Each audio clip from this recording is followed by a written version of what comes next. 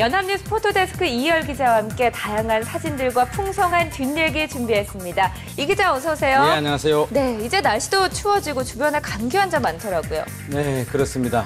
특히 이번 그 겨울을 위해서 특히 그 노약자분들 이런 독감 예방이 아주 필수라고 합니다. 시간 나는 대로 가서 맞았으면 합니다. 네, 건강한 겨울나기를 위해서 한번 고려해 보시는 것도 좋을 것 같습니다. 자, 클릭 베스컷 첫 번째 사진부터 공개합니다.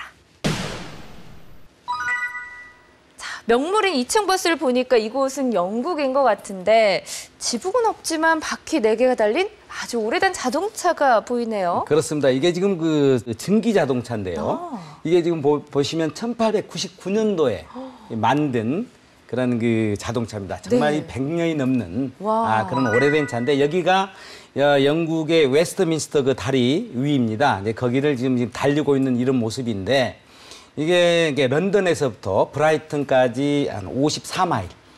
그게 한 87km 그렇습니다. 정도 거기를 되는 지금 거죠? 그 자동차로 행진하는 그런 행사인데 영국 왕립 자동차 클럽에서 이걸 주최를 한다고 합니다. 그래서 매년 11월 첫째 주 일요일에 이런 행사를 가진다고 하는데 바로 이제 거기에서 이런 이제 그 옛날 자동차들을 네. 가지고 이렇게 지금 행진을 한다고 합니다. 네, 마치 합성과도 같아 보이는 이 사진, 과거와 현재가 공존하는 아주 멋진 사진인 것 같은데 뒤에는 증기를 내뿜고 있고 자동차를 운전하는 이 사람들 표정 보세요. 아주 흐뭇하고 또 자랑스러운 표정이 아닐까 싶은데요. 왜 아니겠습니까? 네. 이게 저 100년이 넘는 이런 자동차를 끌고 가는 이런 모습, 정말 어떤 그 자부심 같은 것도 느껴지죠. 네. 그 오래된 것도 보면 그렇게 낡아 보이지 않죠. 얼마나 이 관리를 잘했겠습니까? 그런데 이 행사가 1896년도부터 시작됐다고 합니다. 네. 그런데 이제 참가 자격은 물론 세계 자동차를 갖고 있는 사람들인데 1905년 이전의 자동차만 이 참가 자격이 있다고 합니다. 1905년이라면 우리나라 같은 경우에 그 을사 조약이 맺었던 바로 이제 그런 해인데 바로 그 이전의 자동차라고 그러니까 얼마나 진짜 오래된 자동차인지 아시겠죠? 네, 여기 뒤에도 흐릿하게 따라오는 자동차들도 보이는데 아마 100년 넘는 자동차들 어떤 모습을 보여줬을지 참 궁금해집니다. 행사의 마무리로 일반인들에게 클래식 자동차를 무료로 직접 볼 수 있는 기회가 제공됐는데요. 하지만 시승은 할 수가 없어서 많은 사람들이 아쉬워했다는 후문입니다. 다음 사진으로 가보겠습니다. 아베 신조 일본 총리와 박근혜 대통령 3년 반 만이자 박 대통령 취임 후 처음으로 한일 정상이 만났죠? 네, 그렇습니다. 정말 이 거꾸로운 그런 그 관계였는데 지난 2일 청와대에서 정상회담을 했습니다. 이제 바로 이제 그 청와대에서 방문하니까 바로 이제 그 서명하는 곳으로 지금 가고 있고 따라가는 그런 모습인데 이날 아무튼 단독 회담을 1시간을 했습니다. 그리고 확대 정상회담 한 38분을 했다고 하는데 이번에 그 특히 이제 위안부 문제 그 해결을 위해서 그거에다 주안점으로 회담을 했었는데 결국 그동안에 계속해서 여기에 대해서 그동안 뭐 사과하라 해도 결국 거기에 응하지 않았지 않습니까? 네. 그리고 그래도 이번에 아무튼 그래서 그런지 이번에도 뭐 특별한 그런 건 없었습니다. 위안부 조기 타결을 위한 협상 가속화 그 수준에서 합의를 했습니다. 그리고 이번에 지난번에 그 노무현 대통령하고 고이즈미 뭐 총리라든가 이명박 대통령하고 뭐 고노 총리하고의 그런 그 회담 때 뭐 충돌이 있었는데 이번에는 혹시 그런 또 충돌이 있지 않을까 그런 그 예상도 했었는데 이번에는 뭐 그런 충돌은 없었다고 합니다. 네, 이 박근혜 대통령이 정상회의 참석차 방한한 아베 신조 일본 총리에게 불가에서 사용하는 공양 그릇인 바루를 선물했다고 하는데요. 이 바루 형태에 화합과 또 협력의 의미가 담겨 있기 때문이라고 합니다. 다음 사진 보시죠. 손을 꼭 붙잡은 노부부의 뒷모습 참 훈훈하고 또 마음도 따뜻해지는 사진이 아닐까 싶은데 이분들이 누구신지 궁금해요. 네, 뭐 이렇게 눈썰미 있는 분들은 금방 아실 텐데 지미 카터 전 대통령이죠. 뭐 지미 카터 전 대통령 하면은 그 헤비타트의 사랑의 집짓기 운동과 그리고 근데 그 항상 그 일하면서 입는 이 청자켓과 이 청바지 이게 거의 요즘 트레이드 마크로 이렇게 됐는데 여기 지금 보십시오. 오른쪽에는 망치죠? 연장을 이렇게. 다 차고 있어요. 예, 망치고 이쪽에는 그 접이식 이 뭡니까 이 톱이죠.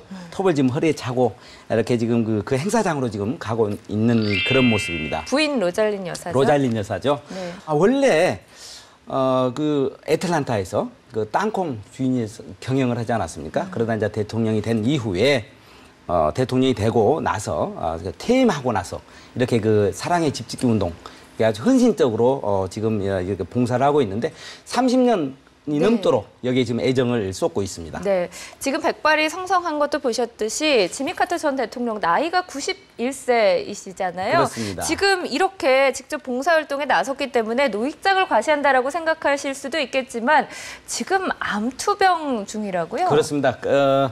간 용종 제가 하는 그 수술에서 발견했다고 합니다. 그 암이 이 뇌까지 뇌까지 이제 전이가 된 상태라고 합니다. 그래서 지금 방사선 치료 이후에 지금 신약을 지금 복용을 하고 있다고 합니다. 네. 그럼에도 불구하고 이렇게 헤비타트 운동, 봉사활동을 나선 모습이 참 훈훈하고 좀 귀감이 될 만한 모습이 아닐까 싶습니다. 네, 그렇습니다.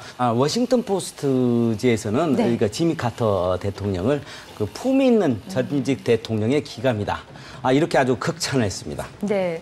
네, 카터 전 대통령은 카터 재단을 통해 1984년부터 31년 동안 무주택자에게 집을 지어주는 헤비타트 운동에 참여해 왔는데요. 이를 통해서 500만 명가량이 도움을 받은 것으로 알려졌습니다.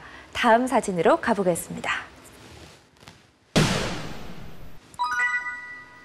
이번 주 역사 교과서 국정화 방침이 확정 고시가 됐죠? 네, 그렇습니다. 지난 3일 날 황우여 부총리 겸 교육부 장관이 역사 교과서 국정전환 그 발표를 했죠. 이제 여기가 서울역인데 그 발표 이렇게 모습을 지금 이제 시민들이 이렇게 지금 바라보고 있는 이런 모습입니다. 네.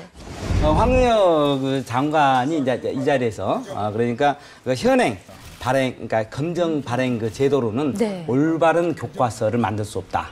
불가능하다. 이렇게 정부에서는 이제 판단하고 있다.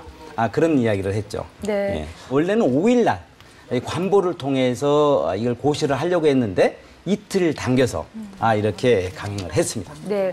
교육부는 교과서 개발 기본계획 수립과 개발 지원 등의 업무를 담당하는 역사교육 추진단이 출범했다고 밝혔는데요. 이 역사교육 추진단은 그동안 비밀 태스크포스 논란을 빚었던 교육부의 역사교육 지원팀 TF가 이름을 바꿔서 공식화한 조직으로 알려졌습니다. 자, 이렇게 역사 교과서 국정화가 확정고시 되자 야당은 장외 농성에 돌입했어요. 예, 굉장히 지금 반발을 하고 있는데요. 예, 바로 이제 3일입니다. 여기에 지금 국회 로텐더홀인데요. 여기가 지금 그 본회의장 들어가는 입구입니다. 거기에서 지금 농성을 지금 하고 있는데 역사 외국 교과서 반대 지금 농성장입니다. 여기에서 이제 의원총회를 또 열었습니다.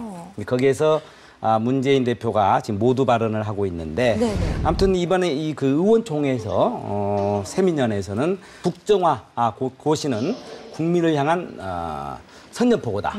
그래서 그걸 이제 뭐 철회할 것과 그리고 황우여 장관의 즉시 퇴진 그리고 박근혜 대통령의 사과를 요구하는 그러한 그 규탄사를 채택을 했습니다. 네.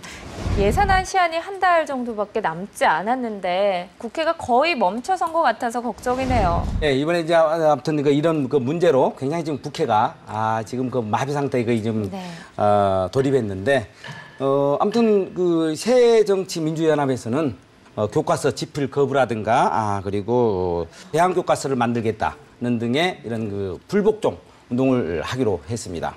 그리고 또 그 뭐 본회의라든가 3일날 그게 뭐 전면 보이콧이 됐었죠. 뭐 그것도 그랬었고 예결특위 전체회의도 그날 그게 무산됐고 또 특히 또 이제 인사청문회 해양수산부 장관의 인사청문회도 지금 불투명하게 돼버렸죠.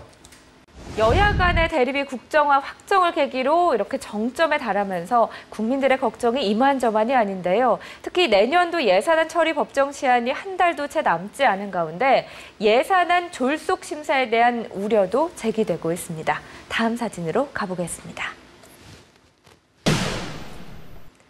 사진 속에 숨겨진 놀라운 비밀, 사진 속 베일을 벗겨라.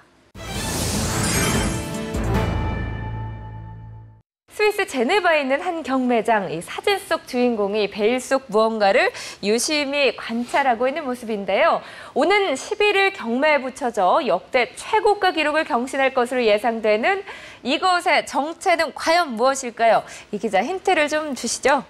이걸 보고 네. 자연의 가장 완벽한 창조물이다. 이렇게도 좀 불려지고 있는데, 특히 여성들이 좋아하는 물건이죠. 여성들이 좋아하는 거요. 네, 네. 자, 이쯤 되면 좀 정체가 짐작이 되실 것 같은데요. 자, 지금 바로 확인해 보겠습니다. 네, 베일 속 주인공의 정체 바로 푸른빛의 다이아몬드였습니다. 정말 아름답네요. 예, 이제 이번에 이제 11일 날, 네. 이제 그 소더비 경매 예정인데요. 스위스에서. 이게 지금 그 크기가 12.03 캐럿이라고 합니다. 이게 그 블루 다이아몬드인데요. 네. 이게 이름은 블루문이라고 합니다. 이게 이름이. 이게 지금 그 예상가가 이번에 그 한 5,500만 달러. 와, 그럼 얼마인가요? 우리 돈으로 거의 600억이 넘는 금액이죠? 그렇습니다. 아주 그런 고가죠. 네, 이제 그 정도로 지금 예상을 하고 있다고 합니다. 네, 저희는 보는데 만족해야겠네요. 그렇습니다. 이 블루 다이아몬드는 네. 그러니까 그 만들어지는 과정에서 그러니까 탄소하고 금속과 섞이면서 네. 이렇게 푸른빛을 띈다고 합니다. 예. 그동안에 이제 소더비 그 경매에서의 그 다이아몬드 최고가는 4,600만 달러였다고 하죠. 핑크 다이아몬드라고 하는데 이번에는 이제 그걸 뛰어넘을 것 같습니다. 네. 예. 블루 다이아몬드라고 하니까 희귀하기도 하고 발견 당시부터 상당히 화제였다고 하는데요. 그렇습니다. 지난해 그 1월 달에 남아공 그 광산에서 발견이 됐죠, 이게. 당시 29.6 캐럿이었습니다. 그래서 그때 그 원석 상태로 네. 2,500만 달러가 넘는 돈에 팔렸죠. 그래서 이제 그 이후에 6개월 동안 네. 이 가공을 한 겁니다.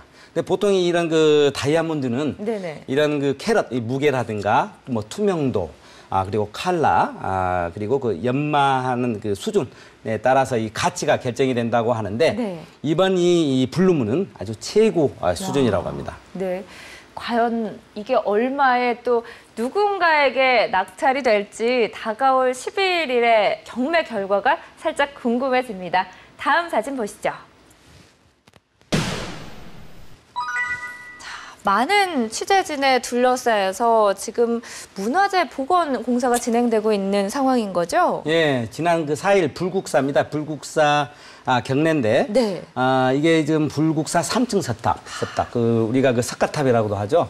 그리고 또 그 아사달과 아사녀의 그 전설이 있는 그 무형탑이라고도 하죠. 네. 그게 이제 지금 그 복원 작업이 지금 마무리해 있는데 그 3층의 그 옥계석을 지금 이렇게 올리는 그런 모습입니다. 네. 지난 2010년도 그 정기점검에서 안전정기점검에서 이제 균열이 발견됐다고 그래요. 그래가지고 2012년도 이제 9월부터 해체 지금 그 복원 작업을 지금 하고 있는데 그러니까 이제 올 말에는 이게 이제 그 마무리가 된다고 합니다. 그래서 내년 초부터는 일반에 공개를 할 예정이라고 합니다. 그렇군요. 불국사의 석가탑, 예전에 역사 교과서에 단골로 등장하던 소재가 아닐까 싶은데요. 통일신라 시대 경덕왕 원년에 이게 세워진 거죠? 그렇습니다. 김대성이 이제 불국사를 창건하면서 그때 이제 전세라 하면 이제 백제 사람이 아사달에 와서 이걸 만들었다. 네. 그런 전설이 내려오는데 그 동안에 그 이제 이게 그러니까 그 만든 이후에 고려 초기 때 현종 때 경주 부근에 지진이 있었다고 해요. 네네. 예, 그래서 이제 그때 그 부분이 좀 이상이 있어서 그래 대대적인 그 수리를 했다고 하는데 그러다가 1000년 동안 뭐 그대로 잘 간직이 됐었습니다. 네. 그러다가 1966년도에 그 도굴꾼이 도굴을 하려다가 이걸 훼손했다고 합니다. 그래서 이제 그때 이걸 해체 작업을 했는데 뭐 완전 해체는 아니고 네. 그래서 그 2층 옥계석을 드러내는 과정에서 돌이 떨어졌다고 그래요. 그래서 이제 그걸 이제 다시 네. 뭐 더 이상 해체는 않고 다시 이제 들어 올렸다고 하는데 그 당시에 그 사리공에서 정말 그 국보급 네. 이런 보물들이 많이 발견됐죠. 이제 한 40여 개가 이렇게 그 여건이 이렇게 발굴을 했는데 그 중에서 뭐 많이 알려진 무구정광 네. 대다란이경 그러니까 지금 국보로 지정됐죠. 뭐 그런 그 아주 이제 국보급 유물들이 그 안에 있었던 거죠. 그러니까 이 2층 아래에서 많은 보물들이 발견이 그렇습니다. 된 거군요. 2층에서 네. 이 발견이 된 겁니다. 네. 이 복원이 완료가 되면 내년 초부터 일반에 공개될 석가탑, 내년 석가탄신일에는요, 불국사에서 성공적인 수리를 축원하는 법회도 열린다고 합니다. 다음 사진 보시죠. 자, 흐릿한 글씨로 미국의 국가 부채가 18조 달러라고 써 있네요. 정말 어마어마한 금액이에요. 네. 이게 지금 우리나라 돈으로 하면 이경 이경이요. 예, 이경 한 861조나 되는 어마어마한 이 숫자입니다. 정말로 천문학적 금액이에요. 예, 여기가 지금 밑에 있는 사람이 누군지 아십니까? 이분은 지금 얼굴이 반밖에 보이진 않지만 제닛 옐런 연방준비제도 예, 이사 의장인 회장이죠. 거죠? 예, 거기에 이제 미국의 하원, 연방 하원 금융통화위원회에 지금 참석했는데 거기에 이제 그 뒤에 네. 이런 숫자가 그러니까 미국의 현재 지금 부채가 얼마인가, 도대체 빚이 얼마인가를 네. 이렇게 지금 그 스크린으로 지금 이렇게 내비쳐 주고 있는 이런 모습입니다. 네. 굉장한 돈이죠. 네. 예. 빚이 원래 이렇게 많았나요? 그렇지는 않습니다. 그러니까 지금 오바마 대통령이 지금 재선하고 있지 네. 않습니까? 처음에 2009년도에 그러니까 취임할 때는 10조 6천억 달러였다고 합니다. 그 이후에 이렇게 이제 불어서 지금 18조 뭐 3천억, 3,500억까지 이렇게 늘었는데, 네. 근데 이번에 또 그 국회, 그러니까 뭐 이렇게 공화당랑 또 그 협상해서 2017년 3월까지 1조 5천억을 또 더 이렇게 조달을, 그러니까 국채 발행 등을 통해서 네. 또 조달을 한다고 그러죠. 맨 빚이죠.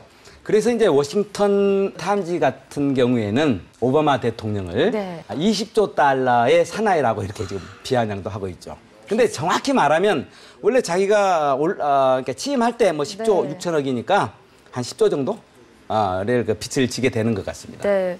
이렇게 엄청난 빚이 좀 짓누르고 있어서 연준 의장으로서 좀 부담도 될 것 같은데요. 그런데 제닛 옐런 의장, 세계에서 가장 영향력 있는 인물 상위권에도 선정이 됐다고요? 그렇습니다. 그 포브스가 지난 4일 날 네.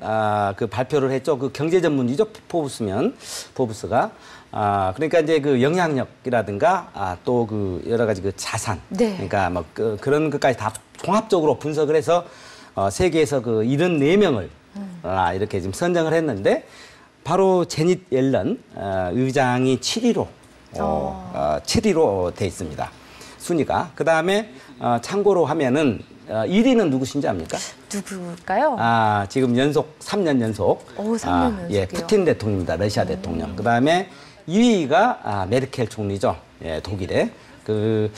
지난번에 그러니까 시리아 난민 사태, 또 그 문제와 그리고 또 그 그리스 위기 때 네. 그 단화에 그 보여준 거, 아마 그런 게 그런 그 영향이 있는 것 같습니다. 네. 우리나라 인물들은 순위에 들었나요? 네, 들었습니다. 이재용 삼성전자 부회장이 순위가 제일 높습니다. 몇 위죠? 예, 33이라고 합니다. 그 다음에는 반기문 유엔 사무총장이 42위로 네. 돼 있고 박근혜 대통령은 43이라고 합니다. 그렇군요. 한편 옐런 의장은 연방 하원 금융위원회에 출석해서 12월에 금리를 올릴 것인지를 아직 결정하지는 않았다고 밝혔지만 12월 금리 인상 가능성이 상당히 높음을 시사했습니다. 자, 여기까지 오늘 저희가 준비한 사진 모두 살펴봤습니다.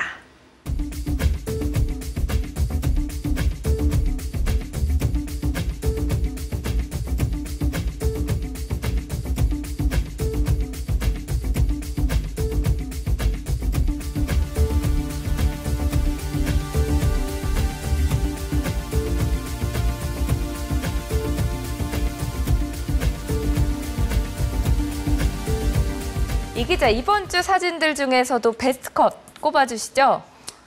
지미 카터 부부 네. 예, 그 사진 그 손잡고 그 뒷모습을 선정하겠습니다.